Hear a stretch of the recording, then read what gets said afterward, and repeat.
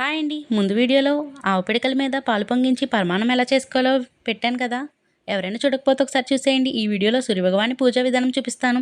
ఇంట్లో తులసికోట దగ్గర చెక్కపెట్టిని శుభ్రం చేసుకుని పసుపు రాసి 4 వైపులా ముగ్గు పెట్టుకుని మధ్యలో అష్టదళ పద్మం ముగ్గు వేసుకుని మధ్యలో పసుపు కుంకుమ వేసుకుని పీటకు కూడా బొట్లు పెట్టుకుని అలంకరించుకోవాలి.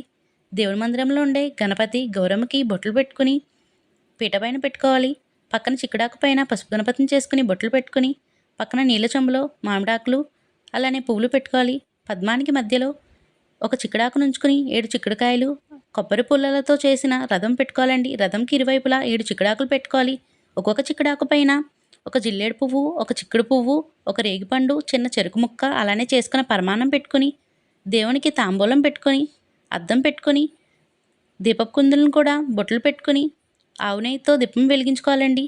ఇక్కడ మనం అన్నీ ఏడు తీసుకున్నాం కదా. దానికి కారణం ఏంటో నాకు తెలిసింది చెప్తానండి.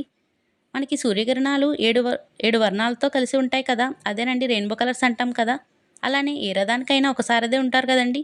కానీ సూర్యుని రథానికైతే 7 గుర్రాలు సారథులుగా ఉంటాయంటండి. అందుకని అన్నీ 7 తీసుకున్నాం. ముందుగా గణపతికి, తర్వాత సూర్యభగవానికి పూజ చేసుకుని లాస్ట్లో హారతి ఇచ్చేయడమేనండి. నేనైతే మా కుటుంబంతో పాటు మన సబ్స్క్రైబర్స్కి, వ్యూవర్స్కి దీర్ఘాయుషు ఆరోగ్యవంతమైన ఆయుష్ ఉండాలని మనస్ఫూర్తిగా కోరుకున్నాను. మీరు కూడా చూసి దండం పెట్టుకోండి.